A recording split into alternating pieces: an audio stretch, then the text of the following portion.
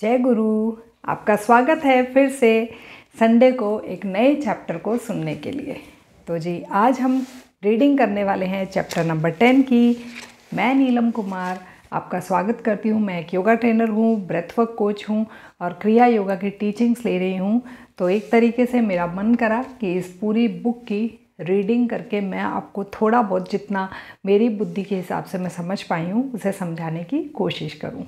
तो आज हम चैप्टर 10 जिसका नाम है अपने गुरु श्री युक्तेश्वर जी से मेरी भेंट। ईश्वर में श्रद्धा कोई भी चमत्कार कर सकती है, केवल एक को छोड़कर अध्ययन के बिना परीक्षा में उत्तीर्ण होना। मतलब ये कि आप भगवान में श्रद्धा रखो तो कोई भी चमत्कार कर सकते हैं, लेकिन अब क्योंकि इनकी पढ़ाई चल रही है, एग्ज़ाम्स आने वाले, तो कह रहे हैं बट एक चमत्कार पे थोड़ा डाउट है कि बिना पढ़ाई के वो आपको एग्ज़ाम में पास करा दे, है ना। तो अब इसको एक बार दोबारा से सुनिए। ईश्वर में श्रद्धा कोई भी चमत्कार कर सकती है, केवल एक को छोड़कर अध्ययन के बिना परीक्षा में उत्तीर्ण होना। क्योंकि इनको भी पढ़ाई करना ज़्यादा पसंद नहीं था, तो ये कह रहे हैं कि बिना पढ़ाई के भी क्या मैं एग्ज़ाम में पास हो पाऊँगा अगर भगवान में इतनी मैं श्रद्धा रखता हूँ। तो अब उसी के बारे में ये सारा इसमें बताएंगे। झुंझलाकर मैंने वह पुस्तक बंद कर दी। लेखक का कथन उसकी ईश्वर में श्रद्धा का अभाव दर्शाता है। रात भर पढ़ाई में उसे विश्वास है। महीने बीतते गए पर मैं क्लासरूम में कम और कोलकाता के स्नान घाटों के पास सुनसान जगहों पर अधिक होता था। उन घाटों के पास स्थित शमशान जो योगी को आकर्षित करते हैं, जैसे अमर तत्व की खोज करनी हो, उसे नरकपालों को देखकर विचलित नहीं होना चाहिए। ये बहुत ही गहरी लाइन कही गई है, इसे हम समझेंगे। जैसे अमर तत्व की खोज करनी हो, मतलब कि मैं कौन हूँ, ये दुनिया कैसे चल रही है, जैसे ये सब खोज करनी हो, है ना, मरने के बाद क्या होता है, तो उसे नरकपालों को देखकर विचलित नहीं होना चाहिए। नरकपाल मतलब कि जो नरक के दरवाजे पे जो खड़े रहते हैं वो, तो उन्हें देखकर विचलित नहीं होना चाहिए। विभिन्न अस्थियों से व्याप्त उस विषादालय में मानवीय अपूर्णता उजागर होती है। मेरी रात्रि जागरण विद्यार्थियों के रात्रि जागरण से भिन्न था। मतलब मैं भी रात को जागता था और मेरे जो दोस्त थे वो भी जागते थे, लेकिन अलग, हम दोनों का पर्पज़ अलग था। वो किस लिए जागते थे? क्योंकि पूरी रात पढ़ाई करते थे। और मैं किस लिए जागता था? क्योंकि मैं अध्यात्म की जो प्रैक्टिस है वो करता था, ध्यान वगैरह करते थे। तो ये कह रहे हैं कि मेरा रात्रि जागरण विद्यार्थियों के रात्रि जागरण से भिन्न था। वार्षिक परीक्षा का सप्ताह तेजी से निकट आ रहा था। परीक्षा का यह समय दहशत उत्पन्न करता है, फिर भी मेरा मन शांत था। भूत पिशाचों के क्षेत्र में जाकर मैं एक ऐसे ज्ञान को खोद कर निकाल रहा था जो कक्षाओं में कभी नहीं मिल सकता था। अब होता है ना, जिस बच्चे ने ज़्यादा पढ़ाई नहीं करी हो तो उसका बाकी सब जगह दिमाग ज़्यादा चलेगा कि मैं कैसे पास हो जाऊँ, क्या ऐसा तरीका है जिससे कुछ ना कुछ तो हो जाए, कुछ चमत्कार हो जाए। तो ये कह रहे हैं कि मेरा जो दिमाग है ना, वो ऐसे ज्ञान को खोजने में निकला था जो कि कक्षा में नहीं मिल सकता है। मेरा तर्क था कि प्रभु मेरी दुविधा समझकर मुझे उबार लेंगे। विपत्तियों से उबारने के ईश्वर के कारनामों से भक्त के मन में तर्क शून्यता आ जाती है। एक दिन अपराह्न मेरी कक्षा के एक सहपाठी नंतू से मेरी अचानक भेंट हुई। मतलब एक दिन दोपहर को इनका कोई क्लासमेट है नंतू, तो ये कह रहे हैं मैं उससे अचानक से मेरी भेंट हुई। वार्षिक परीक्षा के लिए तुम बिल्कुल तैयार नहीं हो, उसने कहा। मुझे ही तुम्हारी सहायता करनी होगी। नंतू के ये सहज सरल शब्द देवी आश्वासन बनकर मेरे कानों में उतरे। तत्परता के साथ मैं उसके घर गया। परीक्षा में जिन प्रश्नों के पूछे जाने की संभावना उसे प्रतीत हो रही थी, उनके उत्तर उसने मुझे समझा दिए। मुझे नंतू ने परीक्षा के लिए तैयार कर दिया था, परंतु समय अभाव के कारण संस्कृत को भूल गया था। भगवान ने इस भूल की भी याद दिला दी। दूसरे दिन प्रातःकाल मैं सैर करने निकला हुआ था। अचानक मेरी दृष्टि कुछ बिखरे हुए कागजों पर पड़ी। मैंने कागज उठा लिए। मेरे हाथ में संस्कृत के श्लोक थे। मैंने एक पंडित को पकड़ा। उनकी मधुर वाणी ने वातावरण को उस प्राचीन भाषा के सौंदर्य से भर दिया। मतलब जो कागज़ मिले थे ना, इन्होंने वो कागज़ ले लिए, और क्योंकि पंडितों को संस्कृत की नॉलेज अच्छी होती है, तो ये स्कूल के टीचर या फिर किताब से पढ़ाई करने की बजाय वो जो पेपर्स हैं वो किसी पंडित के पास ले गए और उससे उनको समझने की कोशिश करी। उन श्लोकों का अर्थ जानने के कारण दूसरे दिन मैं संस्कृत की परीक्षा में पास हो गया। मतलब ये बता रहे हैं कि इनके साथ चमत्कार हो रहे थे। नंतू ने बाकी सब्जेक्ट्स की पढ़ाई में हेल्प करा दी और संस्कृत ये भूल गए थे, तो संस्कृत में इनको ऐसे हेल्प मिल गई। नंतू ने जो सहायता की थी उसके कारण अन्य सभी विषयों में भी उत्तीर्णांक मिल गए, मतलब ये पास हो गए। पिताजी खुश हुए कि मैंने हाई स्कूल की पढ़ाई पूरी करने का अपना वचन निभाया था। मेरी कृतज्ञता ईश्वर के चरणों में समर्पित हुई। नई प्रतिष्ठा से गौरवान्वित होकर अब मैं खुले रूप से घर छोड़ने की योजना बनाने लगा। अभी तक तो क्या था, ये बार बार घर छोड़ने का, मैं हिमालय चला जाऊंगा, वहाँ किसी संत से है ना शिक्षा लूँगा या दीक्षा लूँगा, ये हमेशा सोचा करते थे। तो इनके पिताजी ने बोला था कि कॉलेज की तो पढ़ाई पूरी कर लो। तो ये अब क्योंकि कॉलेज की पढ़ाई पूरी हो गई थी, तो अब इनके मन में था कि हाँ, अब तो मेरी पढ़ाई पूरी होगी, अब मैं घर छोड़ के जा सकता हूँ। मैंने अपने एक मित्र जितेंद्र मजूमदार के साथ वाराणसी के एक आश्रम श्री भारत धर्म महामंडल में जाकर रहने और आध्यात्मिक शिक्षा ग्रहण करने का निश्चय किया। अपने परिवार से वियोग की कल्पना एक दिन गहरा विषाद बनकर मुझ पर छा गई। मैं शीघ्रतापूर्वक अपने एकांत स्थान पर छोटी सी अटारी में जा पहुंचा। छोटी सी अटारी मतलब जैसे आप बालकनी मान लो, या फिर कमरे के बाहर एक छोटा सा बरामदा होता है, उसका कोई कोना मान लो। तो ये हम ज़्यादातर वहाँ पे ध्यान करा करते थे। तो ये कह रहे हैं कि एक दिन मतलब मुझे बहुत ज़्यादा लगा कि मैं घर छोड़ के जाऊंगा इन सब शिक्षा, आध्यात्मिक शिक्षा को लेने के लिए। बहुत दुख हुआ, तो बोले कि मैं फटाफट वहाँ चला गया और ध्यान में बैठ गया। 2 घंटों के अश्रुपात के बाद, मतलब 2 घंटे रोते रहे, 2 घंटे रोने के बाद मैंने अपने में एक परिवर्तन अनुभव करा। ये इसीलिए कहा जाता है, कई बार दुख होता है ना, तो ऐसे बोलते हैं रो दो, क्योंकि रो लेने के बाद में क्या आपका हार्मोन्स बदल जाते हैं, आपका मूड चेंज हो जाता है, आपको थोड़ा हल्का लगता है। तो ये कह रहे हैं कि अपने में एक परिवर्तन अनुभव करा, जैसे किसी चमत्कारी परिष्कारक तत्व से मेरा अंतर धुलकर एकदम साफ हो गया हो। सारी आसक्ति हवा हो गई। ईश्वर की खोज करने का मेरा निश्चय और भी दृढ़ हो गया। मैं पिताजी के समक्ष उनका आशीर्वाद लेने के लिए खड़ा था। पूज्य पिताजी, मैं आपके प्रति अपने प्रेम को किन शब्दों में व्यक्त कर सकता हूँ, परंतु उस परम पिता के लिए मेरा प्रेम उससे भी बढ़कर है, जिसने इस लोक में आप जैसा आदर्श पिता मुझे प्रदान करा। मुझे जाने दीजिए ताकि मैं अपने दिव्य ज्ञान के साथ आपके पास लौट आऊँ। पिताजी की स्वीकृति के साथ वाराणसी के आश्रम में पहुंचने पर स्वामी दयानंद जी ने मेरा स्वागत करा। मेरे इस नए घर में भी एक अटारी थी। भोर और प्रातःकाल में वही समय व्यतीत करने लगा। आश्रम वासियों को ध्यानाभ्यास का अत्यल्प ज्ञान था, अतः उनका विचार था कि मुझे अपना सारा समय आश्रम के प्रबंधात्मक कार्यों में लगाना चाहिए। अच्छा, ये क्या बोल रहे हैं कि जो आश्रमवासी थे, मतलब जिस आश्रम में जाके रुके, वहाँ पे जो और भी कई स्टूडेंट्स थे, वो ध्यान के बारे में ज़्यादा नॉलेज नहीं रखते थे, क्योंकि ये तो पहले भी ध्यान करते आ रहे हैं, सीखते आ रहे हैं। कई ऋषियों से, संतों से मिलने चले जाया करते थे, छुट्टियों में उनसे सीखने चले जाया करते थे।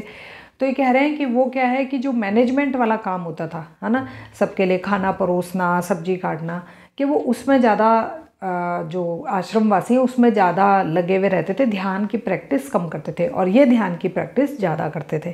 तो ये कह रहे हैं कि दोपहर उनके कार्यालय में जो काम करता था उनके लिए वे मेरी सराहना करते थे। मतलब कि एक सेकंड, मैं थोड़ा सा मैं समझने की कोशिश कर रही हूँ। एक बार हम दोबारा से पढ़ते हैं लास्ट की 2 लाइन्स को। आश्रम वासियों को ध्यानाभ्यास का अत्यल्प ज्ञान था, अतः उनका विचार था कि मुझे अपना सारा समय आश्रम के प्रबंधात्मक कार्यों में लगाना चाहिए। अच्छा, मतलब कि वो जो बाकी जो थे वो भी कहते थे कि तुम मैनेजमेंट में ज़्यादा समय लगाओ ध्यान करने की बजाय। अपराह उनके कार्यालय में मैं जो काम करता था उसके लिए वे मेरी सराहना करते थे। अब वो क्योंकि चाहते थे कि मैनेजमेंट में ही ज़्यादा काम करे, तो जैसे ही वो कोई काम करते थे तो वो उसकी सराहना भी ज़्यादा करते थे कि अरे ये तुमने बहुत अच्छा करा, अच्छा हुआ तुम ध्यान करने के लिए नहीं बैठे, ये काम तुमने बहुत अच्छा करा। ईश्वर को इतनी जल्दी पकड़ने का प्रयास मत करो। एक आश्रमवासी ने मेरा उपहास करा, मतलब मजाक उड़ाया। मैं दयानंद जी के पास चला गया। स्वामी जी, मुझसे क्या अपेक्षा की जाती है, मतलब आप मुझसे क्या चाहते हैं, या ये आश्रम मुझसे क्या चाहता है, वो ये पूछ रहे हैं। स्वामी जी, मुझसे क्या अपेक्षा की जाती है? मुझे ईश्वर की प्रत्यक्ष अनुभूति की जिज्ञासा है। ईश्वर के अतिरिक्त मैं किसी चीज़ से संतुष्ट नहीं हो सकता, ना ही अच्छे कार्यों से, ना उसके सिद्धांत से, ना ही उन्हें करने से। गेहुआ वस्त्रधारी स्वामी जी ने स्नेहपूर्वक मेरा कंधा थपथपाया। मुकुंद, मैं देख रहा हूँ कि तुम्हारे पिताजी तुम्हें नियमित रूप से पैसा भेजते हैं। वह पैसा उन्हें लौटा दो। यहाँ तुम्हें किसी पैसे की आवश्यकता ही नहीं है। यहाँ तुम्हारे नियम पालन में दूसरी बात भोजन से संबंधित है। तुम कितने ही भूखे क्यों ना हो, उसके विषय में कभी किसी से मत कहो। मैं इतना अवश्य जानता था कि मुझे भूख लगी थी। आश्रम में दिन के प्रथम भोजन का नियत समय 12 बजे का था। मैं अपने घर में प्रातः 9 बजे ही भरपेट नाश्ता करने का आदी था। अब मैं अपनी भूख को नियंत्रित करने की चेष्टा करने लगा। मतलब ये अपने घर पे तो सुबह 9 बजे ही बहुत हैवी ब्रेकफास्ट कर लेते थे, तो ये कह रहे थे कि लेकिन आश्रम में ऐसा नहीं था कि 9 बजे आपको नाश्ता मिलेगा। मतलब उस समय की बात है। अब आजकल तो आप अगर इन सब आश्रम्स में पहुंचोगे तो आपको नाश्ता भी मिलता है, ठीक है, क्योंकि मैं खुद रहकर आई हूँ। तो ये कह रहे हैं कि 12 बजे ही सीधा खाना मिलना था। मैं 24 घंटे का अब मैं अपनी भूख को नियंत्रित करने की चेष्टा करने लगा। मैंने 24 घंटे का उपवास पूरा किया। दुगने चाव और उत्कंठा के साथ मैं दूसरे दिन के मध्याह्न की प्रतीक्षा करने लगा। अब ये मतलब इस आश्रम में ये क्या सीखे हैं, मेन जो चीज़ ये क्या सीखे हैं, उसकी तरफ ही अपना हम सबका ध्यान लेकर जा रहे हैं। तो पहले तो इनके गुरुजी ने क्या बोला कि आपके पिताजी जो पैसे भेजते हैं वो अब उनको बोल दो कि ना भेजें, यानी कि मटेरियल थिंग्स, है ना, कोई भी ऐसी चीज़ जिसमें आपकी आसक्ति ना बढ़े, जिसमें आपका ज़्यादा लगाव ना हो, इन्होंने पहले तो वो रोक दिया कि पैसा लेना बंद कर दो। दूसरा इन्होंने बोला कि अगर कभी भी भूखे हो भी तो ये मत बोलो कि बहुत भूख लग रही है, बहुत भूख लग रही है ना, मतलब ये चीज़ उन्होंने दूसरी बात बोली। तो अब ये बता रहे हैं कि अब ऐसा जब उनके गुरु ने बोला कि तुम्हें ये नियम का पालन करना है, तो उसके बाद में इनके शरीर ने कैसे रिएक्ट करा वो ये समझाने की कोशिश कर रहे हैं। अब इन्होंने क्या करा था, 24 घंटे का उपवास करा, 24 घंटे कुछ भी नहीं खाया था, और अब ये इनकी इच्छा कर रही थी कि दोपहर को 12 बजे और मैं पेट भर के खाना खाऊं। दयानंद जी की ट्रेन विलंब से चल रही है, उनके आने तक भोजन नहीं होगा। अब ये दयानंद जी जिन्होंने ये बोला था ना ये 2 नियम पालन करने का, वो कहीं गए हुए थे और अब उनकी ट्रेन जो है वो लेट थी।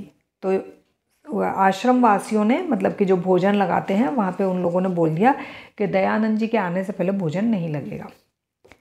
2 सप्ताहों तक बाहर रहे स्वामी जी के सम्मान में अनेक स्वादिष्ट व्यंजन बनाकर रखे हुए थे।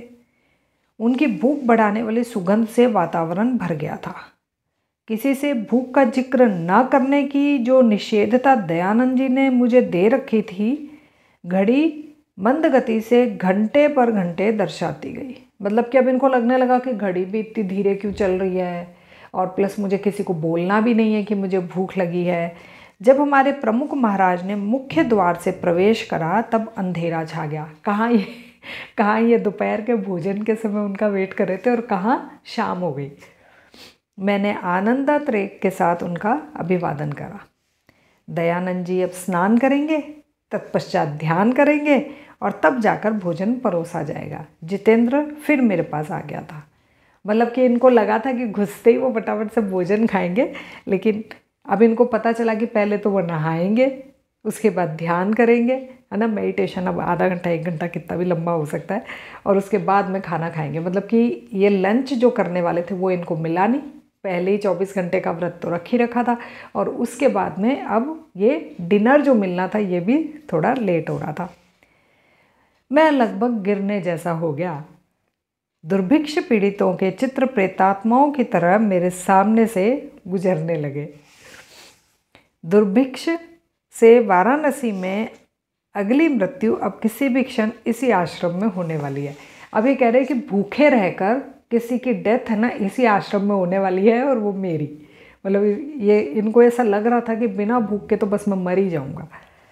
मैं सोच रहा था, संभावित मृत्यु 9 बजे तक टल गई। मतलब ये सोच ही रहे थे कि बस अब मैं मरने ही वाला हूँ भूख से, इतने में 9 बजे खाना लगा दिया गया। तो ये कह रहे हैं कि जो मेरी डेथ होने वाली थी ना वो टल गई, आज के लिए वो डेथ टल गई। खाने का बुलावा आ गया। उस रात का भोजन मेरी स्मृति में जीवन में सबसे सार्थक अवसरों में से एक बन गया। होता ना, आपकी किसी चीज़ की इच्छा हो और आपको आसानी से ना मिले, बहुत मुश्किल से मिले, तो आपको वो याद रह जाती है। तो ये कह रहे हैं कि उस रात का भोजन करने में तो मज़ा ही आ गया। भोजन में तल्लीनता भी मुझे यह देखने से नहीं रोक पाई कि दयानंद जी का मन खाने में नहीं था। वे मेरी सहानुभूतियों से ऊपर थे। स्वामी जी, क्या आपको भूख नहीं लगी थी? उस कमरे में मैं अकेला उनसे पूछ बैठा। भूख तो अवश्य लगी थी, उन्होंने कहा। पिछले 4 दिनों से मैंने कुछ भी नहीं खाया पिया था। मैं ट्रेन में कभी कुछ खाता नहीं हूँ, क्योंकि वहाँ का वातावरण संसारी लोगों के विविध प्रकार के स्पंदनों से भरा रहता है। मेरे संप्रदाय के सन्यासियों के लिए निर्धारित सारे शास्त्रीय नियमों का मैं कड़ाई से पालन करता हूँ।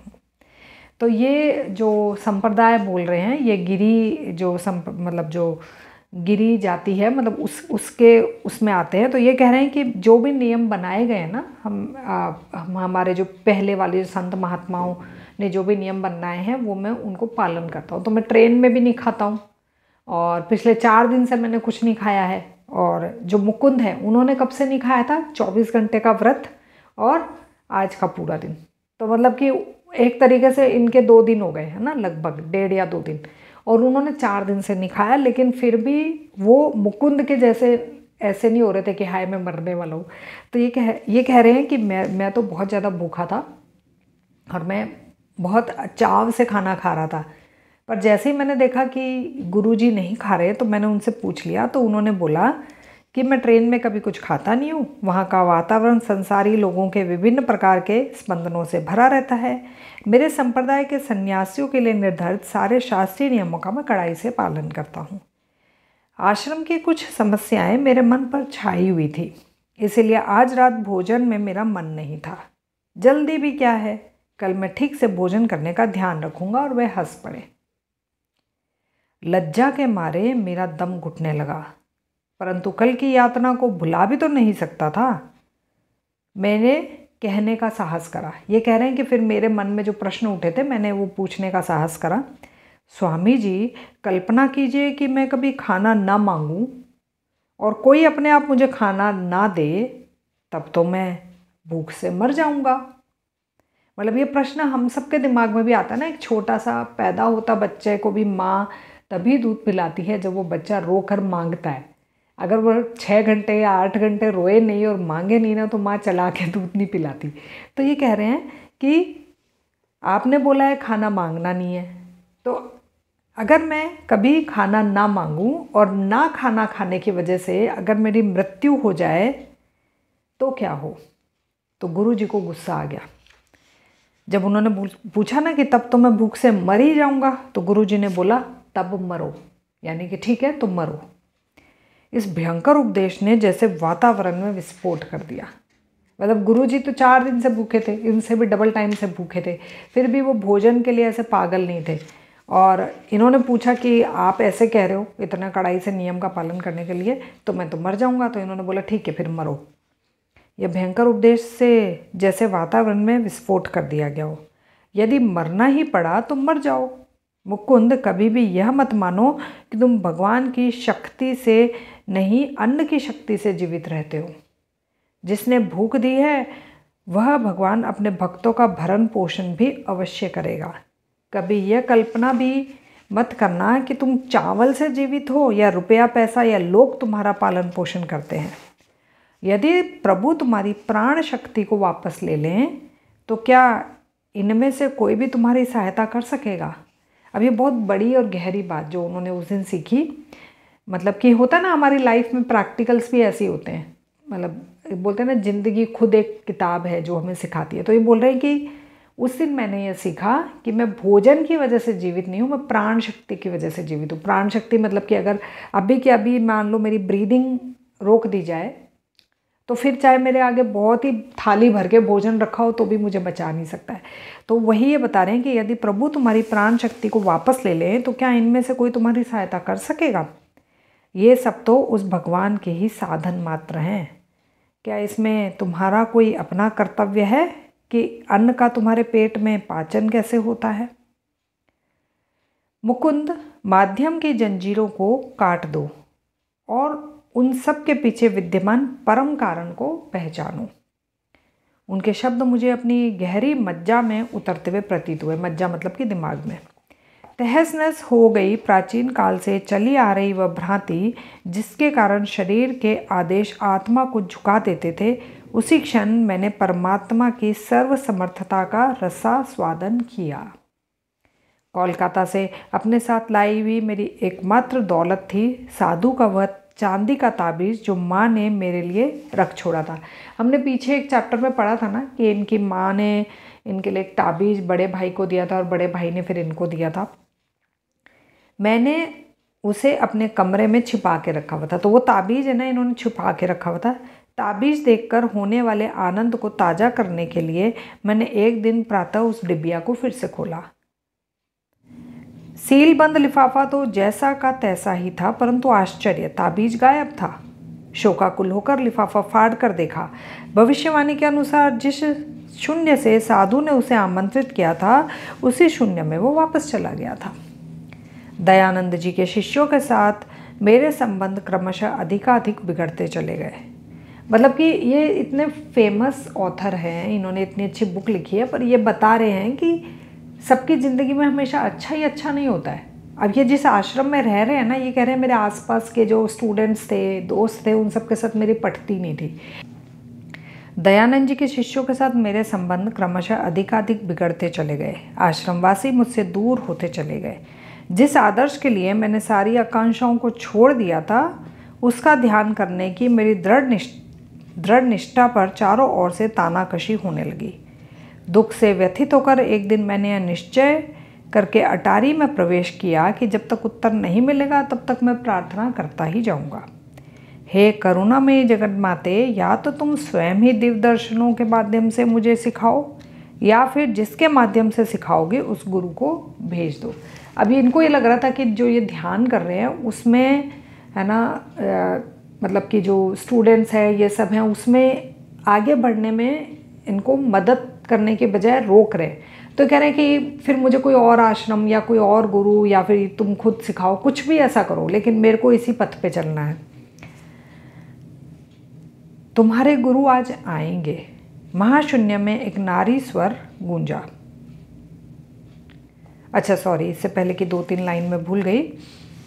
कई घंटे बीत गए पर सुबह सुबह कर की जा रही मेरी प्रार्थनाओं का कोई उत्तर नहीं आया। मतलब कई घंटों तक ये यही बात कहते रहे। अचानक मुझे ऐसा लगा मानो मैं सशरीर ऊपर उठता हुआ असीम महाशून्य में पहुंच गया हूँ। मतलब होता ना, कई बार हम ध्यान करते हैं और हम कहीं और ड्रीम्स में चले जाते हैं, तो ये वही कह रहे हैं कि मैं कहीं और ही पहुंच गया। तुम्हारे गुरु आ जाएंगे। महाशून्य में एक नारी स्वर गूंजा। इतने में असीम जगत के उस दिव्य अनुभव को एक चीख ने छिन्न भिन्न कर दिया। नीचे रसोई घर से हब्बू नाम का एक युवा पुजारी पुकार रहा था। मतलब ये ध्यान में मग्न थे। इतने में इन्होंने बस ये सुना ही था कि तुम्हारे गुरु आ जाएंगे, इतने में इनको बाहर से आवाज़ें सुनाई दी। मुकुंद, बहुत हो गया ध्यान, एक काम पर तुम्हें जाना है। अब मैंने अपना अश्रु सिक्त चेहरा पहुंचा और चुपचाप उसके पास चल दिया। हब्बू और मैं आश्रम से दूर बंगाली टोले के बाजार जाने के लिए निकले। हम बाजार में सामान खरीद रहे थे। सूर्य तप रहा था पर अभी दोपहर नहीं हुई थी। हम गृहिणियों, गाइडों, पंडित पुरोहितों, विधवाओं, ब्राह्मणों और सांडों की रंग बिरंगी भीड़ से रास्ता निकालते जा रहे थे। मैंने अपनी गर्दन घुमाकर एक सकड़ी गली की ओर देखा। मतलब ये जा रहे थे और इतने में इन्होंने एक पतली सी गली की तरफ ऐसे ही मुड़ कर देखा। गली के छोर पर एक गेहुआ परिधान धारण किए एक महापुरुष निश्चल खड़े थे। उन पर दृष्टि पड़ते ही लगा मानो युगों से मैं उन्हें जानता था। एक क्षण के लिए प्यासी आंखों ने उनका पान करा, परंतु फिर मन में संशय जाग उठा। मतलब कि एक क्षण के लिए इन्होंने बहुत ही प्यार से उन्हें देखा, लेकिन फिर इन्हें लगा कि अरे मैं क्या क्या कर रहा हूँ, क्यों देख रहा हूँ उधर, मैं तो सब्जी लेने आया हूँ। मन कहने लगा, इस सन्यासी का चेहरा तुम्हारे किसी परिचित से शायद मिलता है। स्वप्नदर्शी चलते चलो। 10 मिनट पश्चात मेरे पांव सुन्न हो गए। ऐसा लगा जैसे दोनों पांव पत्थर बन गए। मतलब ये आगे को चले गए, लेकिन अब इन्हें लगने लगा कि मेरे पैर चल ही नहीं रहे, पत्थर जैसे हो गए। बड़े परिश्रम से मैं फिर से पीछे मुड़ा, दोनों पांव स्वाभाविक अवस्था में आ गए। और ये आगे जा रहे थे तो पैर चलने को तैयार नहीं, लेकिन पीछे को जब आ रहे थे तो पैर नॉर्मल हो जाते थे। फिर मुड़ने पर वही विचित्र भारीपन लौट आया। फिर आगे मुड़ने पर, मतलब कि जब ये आगे जाते थे तो पैर भारी, पीछे जाते थे तो पैर चल रहे आराम से। तो इनको क्या इशारा मिला कि भी आप वापस से पीछे जाओ और वो जो आपको गली, सकरी गली में जो संत दिखे उनसे मिलो। वह महापुरुष मुझे चुंबकीय ढंग से अपनी ओर खींच रहे थे। इस विचार के मन में आते ही मैंने थैला हब्बू के हाथ में थमा दिया। मेरे मन में हलचल मचा रही भावना थी। मैं चुपचाप तेजी से चल दिया। मैं ऐसे वापस चला जैसे पंख लग गए हों और शीघ्र ही उस गली में जा पहुंचा। मैंने देखा कि वह शांत मूर्ति स्थिर दृष्टि से मेरी ओर देख रही थी। कुछ ही कदम मैंने उठाए और सीधे उनके चरणों में पहुंच गया। गुरुदेव! यह दिव्य चेहरा वही था, गुरुदेव, जिसे मैंने हजारों बार दिव्य दर्शनों में देखा था। मतलब ये कह रहे हैं कि मैं अपने ड्रीम्स में बहुत बार इनको देखा करता था।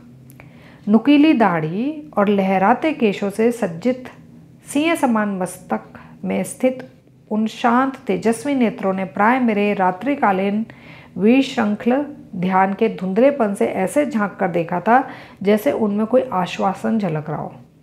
ओ मेरे प्रिय, तुम मेरे पास आ गए। अभी तक देखो इन्होंने उन संत का नाम नहीं बताया है, तो ये कह रहे हैं कि मैं उनसे जाके मिला गुरुदेव, तो उन्होंने बोला कि अरे तुम मेरे पास आ गए। आनंद कपित स्वर में मेरे गुरु बंगाली भाषा में बार बार यह कह रहे थे, कितने वर्षों से मैं तुम्हारी प्रतीक्षा कर रहा था। निशब्दता की एकता में हम दोनों एक हो गए। शब्दों का प्रयोजन निकृष्टतम प्रतीत होने लगा। मतलब इनको ये कह रहे हैं कि अब बात करना तो बहुत मामूली सा लगने लगा। हम एक दूसरे को अनुभव कर रहे थे, एक दूसरे की प्रेजेंस को। संवाद गुरु के हृदय से शब्द रहित सांत्वना बनकर शिष्य के हृदय में समाता चला गया। अपने अंतर्मन में मैं निर्विवाद रूप से जान गया कि मेरे गुरु ईश्वर को जानते हैं और मुझे ईश्वर तक पहुंचा सकते हैं। मेरे गुरु मुझे काशी के राणा महल क्षेत्र में स्थित अपने डेरे पर ले गए। उस समय उनकी आयु लगभग 55 वर्ष थी, परंतु उनकी लंबी और सीधी देह में युवकों की सी चपलता थी। उनकी काली विशाल सुंदर आंखों में अथाह ज्ञान का तेज था। हल्के से घुंघराले केश उनके रोबीले मुख को सौम्यता प्रदान कर रहे थे। उनमें शक्ति और सौम्यता का सूक्ष्म संगम था। जब गंगा किनारे स्थित एक मकान की ओर हम जा रहे थे तब उन्होंने कहा, मैं अपने आश्रम और जो कुछ भी मेरा है वह सब तुम्हें दे दूंगा। गुरुदेव, मैं केवल ज्ञान और ईश्वर प्राप्ति के लिए आपके पास आया हूँ। मुझे आपका केवल वही गुप्त धन चाहिए। मतलब इन्होंने बोला कि मुझे आश्रम वगैरह नहीं चाहिए, मुझे सिर्फ आपके जो नॉलेज है वही चाहिए। मेरे गुरु ने पुनः बोलने के लिए मुंह खोला। तब तक सांध्य आलोक की धूमिलता आधी उतर आई थी। मैं तुम्हें अपना निस्वार्थ प्रेम प्रदान करता हूँ। अमूल्य शब्द। उनके होंठ भावोत्कटता प्रकट करने में अनभिज्ञ थे। उनके सागर समान विशाल हृदय को मौन प्रिय था। क्या तुम भी वैसा ही निस्वार्थ प्रेम दोगे? अब इन्होंने बोला ना कि मुझे सिर्फ आपका ज्ञान और प्यार चाहिए, तो बोल रहे कि ठीक है मैं दूंगा, क्या तुम भी मुझे उतना ही प्रेम दोगे? मैं सदा सर्वदा प्रेम करूंगा गुरुदेव। साधारणतः प्रेम स्वार्थी होता है, परंतु उसका मूल कामनाओं के दलदल में स्थित होता है। दिव्य प्रेम में कोई शर्त नहीं होती, कोई सीमा नहीं होती, कोई परिवर्तन नहीं होता। शुद्ध प्रेम के स्पर्श से हृदय में नित्य होने वाले परिवर्तन रुक जाते हैं। उन्होंने आगे कहा कि यदि कभी भी तुम मुझे ईश्वर प्राप्ति की अवस्था से गिरता देखो तो मुझे वचन दो कि तुम मेरा सिर अपनी गोद में लेकर मुझे उस प्रियतम प्रभु के पास लौटा लाने में सहायता करोगे जिसे हम दोनों पूजते हैं। अब एक गुरु शिष्य को कह रहा है कि मैं तुम्हें सब सिखाऊंगा, लेकिन अगर तुम्हें कभी लगे कि एक गुरु भी साधना में कमज़ोर हो गया है या भटक गया है तो प्लीज़ तुम मुझे हेल्प करना। वे उठकर खड़े हुए और मुझे अंदर एक कमरे में ले गए। वार्तालाप चल रहा था। उन्होंने सहज भाव से मेरे स्वभाव का गहरा ज्ञान व्यक्त किया। उनकी विनम्रता और अगाध व ज्ञान के प्रताप को देखकर मैं विभोर हो गया। ताबीज के लिए दुख मत करो, उसका उद्देश्य पूरा हो चुका है। गुरु ने स्पष्टतया मेरे संपूर्ण जीवन के प्रतिबिंब को देख लिया था। तुम्हें कोलकाता लौट जाना चाहिए। मानव जाति के प्रति अपने प्रेम से अपने रिश्तेदारों को ही क्यों वंचित करो। उनके इस सुझाव से मैं निराश हो गया। मेरे परिवार के घर लौट आने के अनुरोध पत्रों की मैं उपेक्षा करता रहा था। वे तब भी मेरे लौटने की भविष्यवाणी कर रहे थे। अनंत ने तो कहा था कि इस पक्षी शावक को आध्यात्मिक आकाश में उड़ लेने दो। वहाँ के भारी वातावरण में इसके पंख थक जाएंगे। तब हम इसे घर की ओर झपट्टा मारते और पंख समेटकर चुपचाप अपने पारिवारिक घोंसले में आराम करते देखेंगे। अब देखिए क्या हुआ कि ये जो गुरु हैं, अभी तक इन्होंने इनका नाम नहीं बताया है। तो ये बोल रहे हैं कि ये जो मेरे गुरु हैं ये ऐसे ऐसे ऐसे ऐसे दिखते हैं, वो सब कुछ पता है। प्लस बोल रहे हैं कि गुरु और मैंने एक दूसरे से प्रॉमिस भी करा कि मैं सीखूंगा और वो सारी चीज़ें। अब लास्ट में इनके गुरु बोलते हैं कि अपने परिवार में लौट जाओ। तब इनको बहुत दुख हो रहा है कि अभी तो ये बोल रहे थे मैं तुम्हें सब सिखाऊंगा और अब ये बोल रहे परिवार में लौट जाओ। तो ये कह रहे हैं कि मेरे परिवार से बार बार पत्र आते रहते थे कि लौट आओ, और जिसमें इनका जो बड़ा भाई है अनंत, उन्होंने तो यहाँ तक बोल दिया था कि आध्यात्मिक क्या बोला है, पक्षी शावक को, मतलब कि ये एक पक्षी है ना, जो मुकुंद है वो एक पक्षी के जैसे, और इनको आध्यात्मिक जो वातावरण है उसमें उड़ान भरने दो। जब ये थक जाएगा और वापस घर को आएगा तब हम इसे देखेंगे। तो मतलब ये इनका जो भाई है वो इनका मजाक उड़ाया करता था। उत्साह भंग करने वाली इस तुलना, मतलब जो इनका भाई बोल रहे हैं ना कि पंख समेटकर चुपचाप अपने पारिवारिक घोंसले में आराम करते देखेंगे, उत्साह भंग करने वाली इस तुलना में मेरे मन में अभी भी ताजी थी। मतलब ये जो तुलना है ये मेरे मन में अभी भी ताजी थी और मैं कोलकाता की दिशा में कोई झपट्टा न मारने के लिए कृत संकल्प था। मतलब ये कहते मैं नहीं जाना चाहता था, मेरे भाई ने जो बोला वो सच हो जाए, मैं ये प्रूफ करने नहीं जाने वाला था। गुरुदेव, मैं लौटकर घर नहीं जाऊँगा, परंतु मैं आपके साथ कहीं भी चलने को तैयार हूँ। कृपया करके मुझे अपना नाम और पता बता दीजिए। अभी तक इन्हें उनका नाम नहीं पता था। ठीक है। श्री युक्तेश्वर गिरी। मेरा मुख्य आश्रम श्री रामपुर में रायघाट लेन में है। यहाँ मैं केवल थोड़े दिनों के लिए अपनी माँ से मिलने आया हूँ।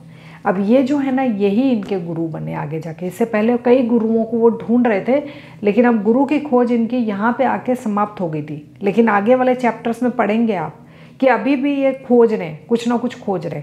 तो ये बोल रहे हैं कि मैंने उनसे उनका नाम और पता पूछा तो उन्होंने अपना नाम बताया, श्री युक्तेश्वर गिरी, और इन्होंने बोला कि श्री रामपुर में रायघाट लेन में मेरा आश्रम है। अब ये मुकुंद जो हैं ये आगे बोल रहे हैं, भगवान की अपने भक्तों के साथ गूढ़ लीला देखकर मैं हैरान था।